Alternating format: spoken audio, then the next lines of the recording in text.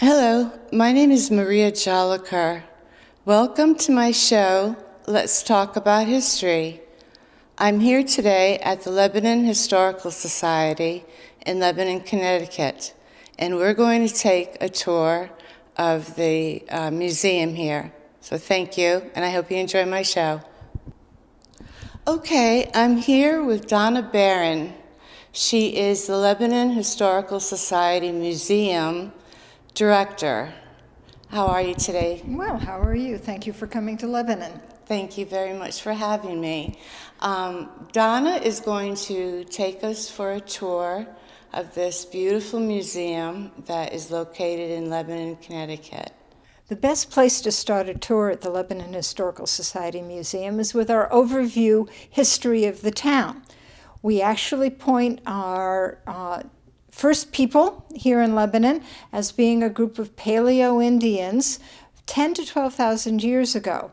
Their campsite was excavated in 1994, and we have some of the artifacts from that excavation on exhibit. You can then go down the hallway, go through the entire colonial period, into the early years of the American Republic, looking at life in Lebanon, through the late 19th century when immigrants came to town, and right up to the 1990s and the height of the historic preservation movement here in town.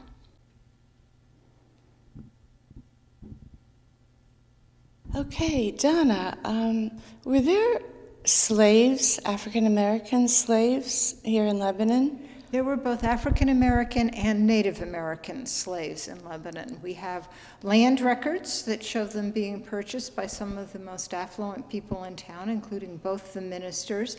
And we also have soldiers' pension applications from after the American Revolution that demonstrate that there were men of color serving in the militia from Lebanon, representing the town during the war. Very interesting. And these are copies. These are actual descriptions of three men, Cash Palatine, Jason Yeppen, and Ezekiel Mazine, who were of mixed African-American and Indian heritage, who were released by their owners for temporary service during the American Revolution. Thank you. And if you come to visit, which I hope you do, you'll be able to see these papers here, right in the museum. It's a beautiful museum. I hope you come to visit Lebanon and see this beautiful museum. I think you'll really enjoy it. Thank you. This is our Explore Revolutionary Lebanon exhibit, which is a hands-on history room. Most of the objects in this room are things that children and their grown-ups can talk or try on. But it's also a space where Lebanon's role during the American Revolution is explored in a series of panels that particularly grown-ups may want to read while their children are having a little bit of fun. Okay, Donna, can you tell us about this room here? This is our changing exhibit gallery. We put in a new exhibit about every 2 years. And this past spring, we opened this exhibit, which is about travel and transportation and the way it has impacted Lebanon. So we have old maps, we've got photographs of all kinds of transportation, we have our life-size ox, and it's a way to look at the people who've come to Lebanon and the people who've left Lebanon and how they did that. Well, thank you very much. Now, an ox cleared out fields, and it was also a mode of transportation? Absolutely. It was how you got corn to a grist mill, or picked up boards at a sawmill. It was even the way that the earliest settlers got here to Lebanon from towns in southern Connecticut or up in Massachusetts with their goods all loaded into an ox cart. Wonderful. Okay, thank you. In addition to our large exhibit spaces, we use almost any space we have to share different things with our visitors. The cabinets in this room we often do with members of the Historical Society or other local residents, and we often feature current events. This year being the anniversary of the ending of World War I, we invited some of our members to share their collections of antique World War I era toy soldiers, which are on the shelves in this meeting room space.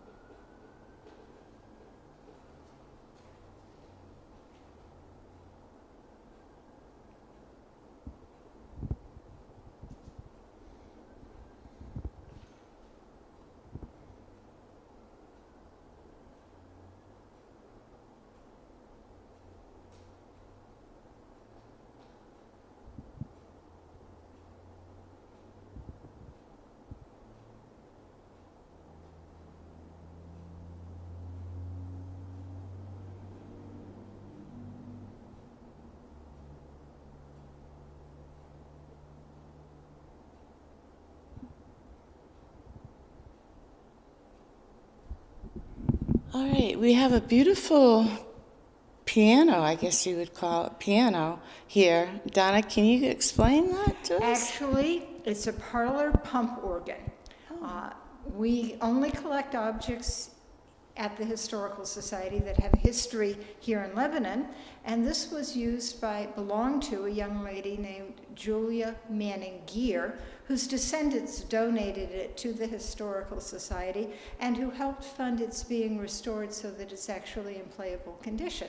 Beautiful. How old is that? It dates to the 1880s and was used in a private home. It was not a church organ, which is something that many people Do you know think. the maker of the organ? Not off the top of my head, I'm sorry. Oh, you'll have to look that one up. Was it made in the area? It was made in Worcester, Massachusetts, and purchased and shipped here. Mrs. Gear also had a piano, and the family has records of her bringing the piano tuner in. Very nice. Very nice. Thank you very much, Donna. Beautiful. We're now in front of our Beaumont House, which is right next door to the museum building. It was the home of Samuel and Lucretia Beaumont and their 9 children in the early years of the 1800s. When this house was originally built, it was not here on the Lebanon Green, but in the northern part of town. It was identified and preserved by a group of doctors who were interested in the history of medicine, because one of the children who grew up in this house was a boy named William Beaumont.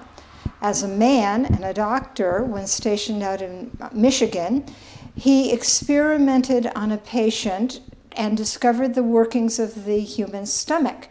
His book on that subject is still studied by doctors today, and William Beaumont is considered the father of modern gastroenterology.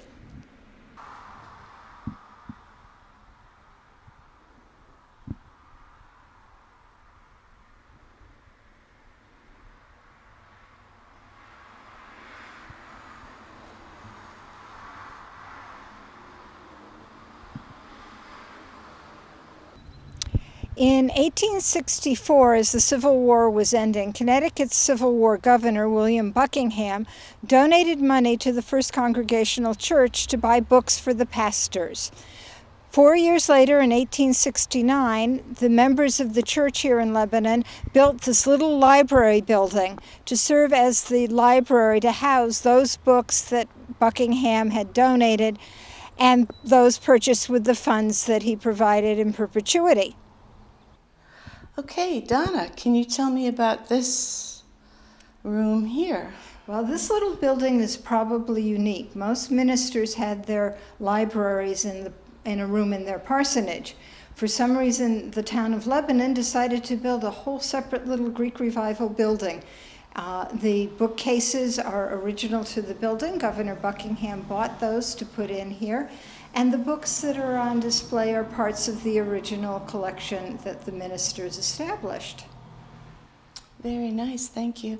Do you have an email address if people would like to contact you? The easiest thing for people to do is to go to our website, which is historyoflebanon.org, and go to the contact page. My name and my email address are there so that you can get in touch with me directly. And our phone number, hours, street location, all of that useful information is there.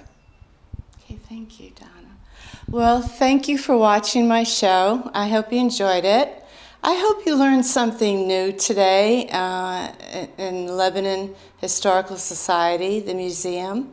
And I hope you come to visit the museum here in Lebanon. Thank you.